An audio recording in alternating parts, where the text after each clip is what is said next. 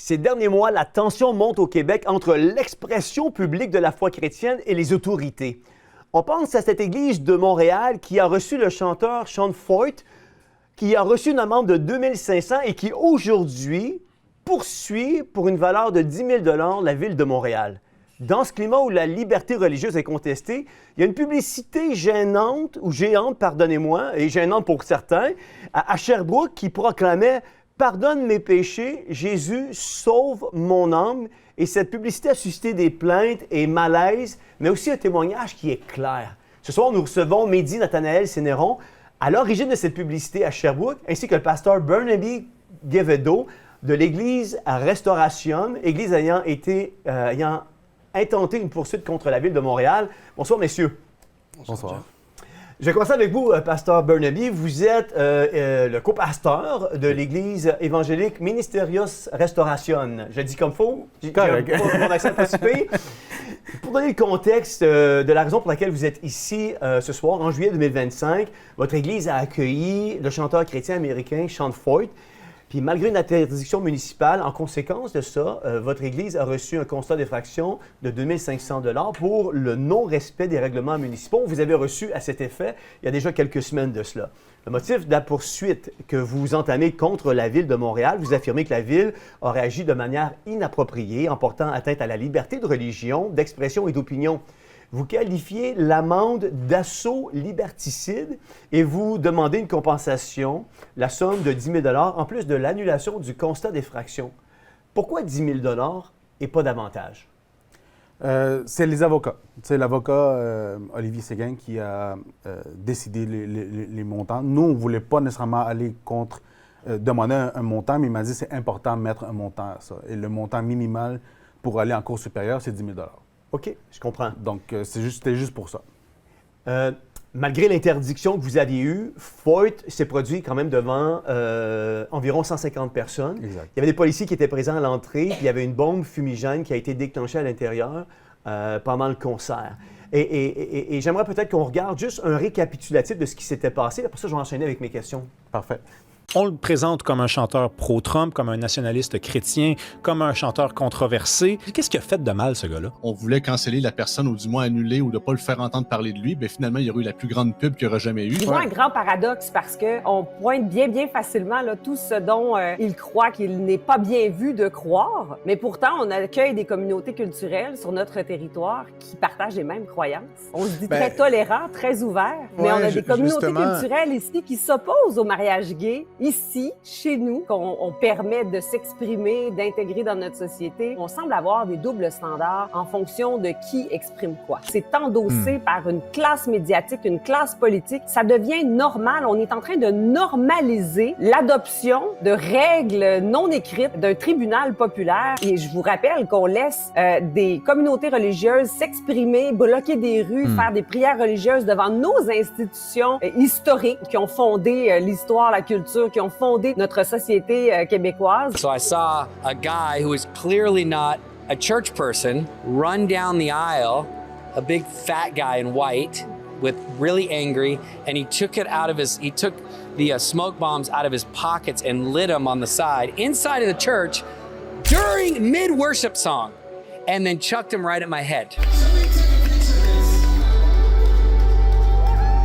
I'm so proud of the church here. They didn't stop for a minute. They kept worshiping. On semble avoir des doubles standards en fonction de qui exprime quoi. Je suis à l'église où il y avait le chanteur Sean Feucht qui était supposé de venir pour chanter. Puis qu'est-ce qui énerve, c'est que la mairesse Valérie Plante, elle laisse des drag queens venir dans les écoles. On permet des escortes qui veulent parler de suicide, genre dans des podcasts. On amène des criminels dans des podcasts qui valorisent la consommation de drogue. Mais quand on veut amener un chanteur qui est pour le christianisme, c'est la grosse affaire, c'est du white supremacy. C'est quoi cette affaire-là? C'est comme, tant qu'à ça, Valérie Plante va donc être la mairesse de Chine à la place où il y a les communistes, au lieu de venir nous faire chier. C'est où la liberté d'expression? Pasteur Barnaby, quand une église reçoit une amende de 2 500, simplement pour avoir accueilli un chanteur chrétien, n'est-ce pas là le signe que la liberté de religion est en train de basculer vers une liberté conditionnelle imposée par l'État? Oui, complètement. Ils se disent être inclusifs, mais ils sont inclusifs dans ce qu'eux, ils pensent. Donc, si tu penses comme eux, bien, tu es correct. Sinon, on doit tout faire pour te canceller. Et c'est ça qui est arrivé. L'émeute woke a commencé à se communiquer. On a eu les antifas, on a eu les communautés LGBTQ. Et si on voit le vidéo, on voit, ils nous faisaient des doigts d'honneur, ils nous injuriaient. Dès qu'on sortait de la porte pour accueillir les gens qui allaient rentrer, c'était des atrocités qui se disaient, mais c'est nous qui avons un discours de haine. C'est tout le contraire. Et, avez-vous l'impression que cette poursuite-là contre la Ville de Montréal ouvre la porte à ce que vous soyez le premier et que votre cas est tellement important parce qu'il pourrait faire fi de jurisprudence pour tous les autres qui recevraient, par exemple, dans le giron ou de la communauté chrétienne, peut-être des amendes comme celles que vous avez reçues? Bien, c'est l'idée. Le pourquoi on est allé... On aurait pu payer l'amende, mais je crois que ce n'était pas la chose à faire. Je crois que ce n'est pas la chose à faire parce que sinon, on leur donne comme l'autorisation de dire « oui, vous pouvez faire ce que vous voulez ». Et donc, avec le Democracy Fund qui a engagé Olivier Séguin, notre avocat, on a décidé d'aller... Il faut faire quelque chose. On ne peut pas juste dire « c'est bien, allez-y, faites ce que vous voulez ». Non. Dans nos églises, on va prêcher l'Évangile, on va prêcher on va adorer le Seigneur comme on veut et de la façon et de la manière qu'on veut. Le procès est prévu pour quand? Là, on vient d'envoyer la requête. Ça ne veut pas dire que le tribunal va l'accepter. Donc, c'est juste un premier pas et on va savoir. Il m'a dit entre 8 mois et 1 an. Donc, ça peut aller très loin. Est-ce que la Ville de Montréal a manifesté le souhait de régler ça hors cours ou ils n'ont pas le choix puis on va en procès? On ne connaît rien. On ne sait pas. On sait pas. Puis, vous ne savez même pas c'était quoi la réponse de la Ville de Montréal par rapport à votre demande de procès? De ce que je comprends, ils l'ont dit, ou ça s'est dit à l'interne, parce que je me suis fait même inviter à votre compétiteur, puis je suis allé faire une entrevue, et c'était pourquoi? C'était les questions qu'ils me posaient. Pourquoi? Pourquoi on allait contre la Ville. Et même le présentateur ne comprenait pas nécessairement pourquoi on avait eu une amende. On va jusqu'à là. Même eux, ils ne comprennent pas le sens de l'amende. Enfin, il n'y a personne qui comprend le sens de l'amende.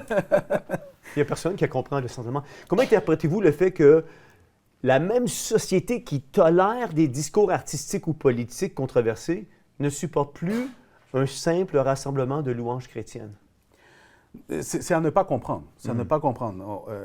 On comprend que le Québec a été bâti, le Canada a été bâti sur la Bible, sur toutes ce que la Bible nous enseigne et les premières lois sont sorties de là.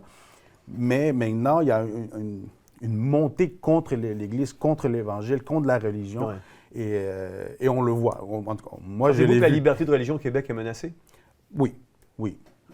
Plus en plus, au début, je croyais que non, mais de plus en plus, surtout après le 25 juillet, j'ai vu une montée pas mal forte contre les évangéliques surtout. Oui. Nathanaël, c'est quand même paradoxal, parce que d'un côté, on a une église qui reçoit un artiste pour un concert de louanges entre les 4 murs de l'église, qui reçoit une amende de 2500 $. Puis de l'autre côté, vous résidez à Sherbrooke, vous êtes à l'origine de la publicité controversée pour les citoyens de Sherbrooke, qui affichait le message, je ne me souviens plus par cœur du message. Pardonne mes péchés. Pardonne mes péchés, Jésus sauve mon âme. Ouais. On regarde ensemble un extrait, puis j'aimerais qu'on puisse commenter par la suite cette publicité ensemble. Cette année, j'ai pu, par la grâce de Dieu, avoir assez d'argent pour pouvoir financer une telle œuvre. Est-ce que tu as l'impression que ça fonctionne jusqu'à là? Oui. J'ai vu que ça a créé un débat et c'est ce que je désire au fond. Depuis 15 ans, on n'a jamais eu de plainte sur les publicités. Pour Steve Binette, qui gère un organisme de réinsertion sociale situé sous cette publicité religieuse, apparue au début du mois d'août à Sherbrooke, le malaise est palpable. Il a d'ailleurs reçu une quinzaine de plaintes.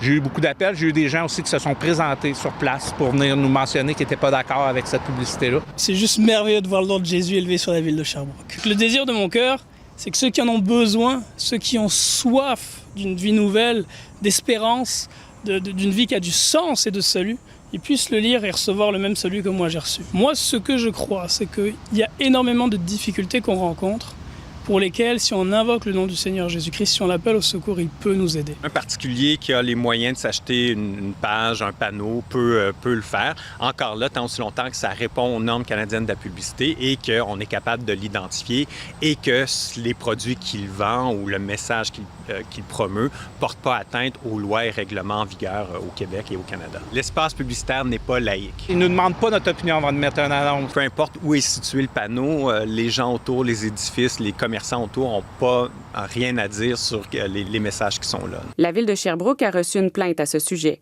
et indique faire des vérifications sur sa conformité à l'heure actuelle.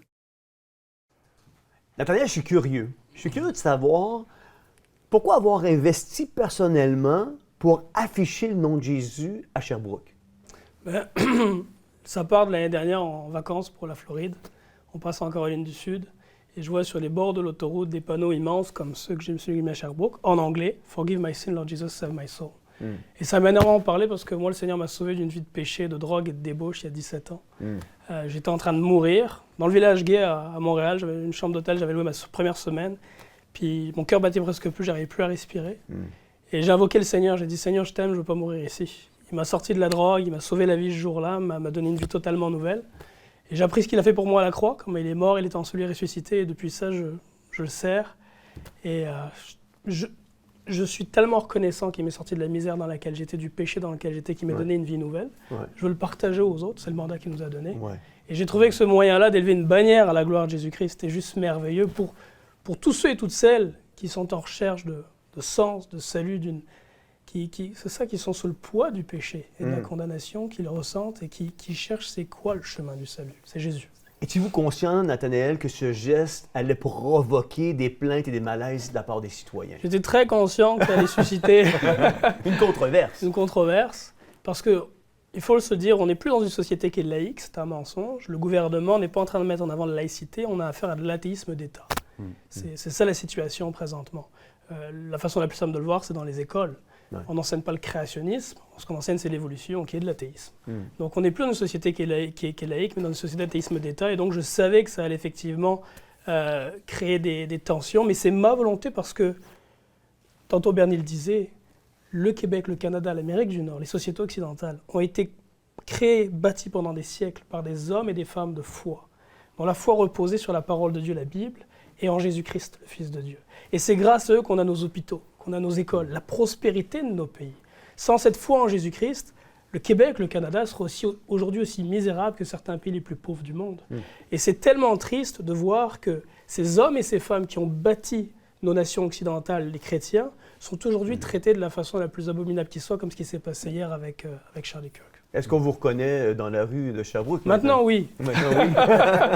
Maintenant, oui. Quand je sors évangéliser, juste le week-end dernier, j'étais en train d'évangéliser à une gang de jeunes, 12 à 18 ans. C'est fou d'ailleurs, c'est cette génération-là, comme ils sont ouverts à un message, puis ils me disent « Ah, c'est toi qu'on a vu, effectivement », fait que ça facilite encore plus l'annonce de l'Évangile. Considérez-vous votre initiative comme un simple acte d'évangélisation ou plutôt un cri du cœur pour réveiller une génération qui a effacé Dieu de son horizon? Ben c'est vraiment un cri du cœur, effectivement. Un cri du cœur pour rappeler que le chemin, c'est Jésus. On est dans un peuple qui a été énormément blessé par les religieux, la religiosité, les religions. Mais Jésus n'est pas une religion. Il est un homme qui est venu sur cette terre, qui est le Fils de Dieu, qui est mort pour nous et ressuscité, avec lequel on peut avoir une vraie relation personnelle, sans passer par un curé, un prêtre, un pape, quoi que ce soit. On peut directement communiquer avec lui et recevoir le salut. Et mon but était vraiment de partager ceci d'une part à ceux qui ne le connaissent pas, mais de l'autre côté, c'est aussi de réveiller le zèle des frères et sœurs en Christ. Parce que si aujourd'hui on est dans une société, un pays qui est si malade, 2 Chroniques 7,14 nous dit la raison pour laquelle. Absolument. Il dit « Si mon peuple sur qui est invoqué mon nom s'humilie, prie, se détourne de ses mauvaises voies qui cherchent ma face, je l'écouterai du haut des cieux, je pardonnerai son péché et je guérirai son pays. » Le pays est malade parce que l'Église est malade. Tantôt, je t'entendais parler de l'avortement et c'est abominable de voir ce qui se fait sur l'avortement. Ma propre épouse, avant d'être dans le Seigneur, a avorté à plusieurs reprises. Et merci parce que le Seigneur a sauvé, l'a pardonné, l'a lavé, mais c'est quelque chose d'horrible que tuer ses propres enfants. Aujourd'hui, vous avez 7 enfants. Ouais, c'est ça. Wow. On en a 8. Et on a perdu une, on en a 7 avec nous par la grâce de Dieu. Puis j'espère beaucoup pas encore. Mais le point, c'est que c'est une excellente chose pour nous de lever la voix et de dire que l'avortement doit arrêter, qu'on doit prendre soin de ses vies. Mais si nous, en tant qu'Église, on n'est pas au standard de Dieu, on pratique la contraception, le contrôle des naissances et toutes ces choses-là, c'est normal que le monde qui ne connaît pas Dieu fasse pire encore. La même chose pour l'athéisme d'État. Si nous qui croyons en Jésus-Christ, on n'a pas ce zèle pour faire des disciples, annoncer la bonne nouvelle, c'est normal que ceux qui ne connaissent pas Dieu, le gouvernement, cherchent à empêcher le message de l'Évangile. Le problème, c'est que l'Église, aujourd'hui, est dans le compromis à côté de la traque complète. Il ne remplit pas la fonction auquel elle a été destinée. Exactement. Merci beaucoup, messieurs, d'avoir été avec nous ce soir. C'est réellement apprécié. Continuez le bon combat de la foi. Ne baissez pas les bras. Vous êtes des exemples pour plusieurs qui nous écoutent ce soir, j'en suis persuadé. Merci, Jeff. Merci. Entre publicité contestée et amende judiciaire, une chose demeure. Le témoignage chrétien dérange toujours dans l'espace public.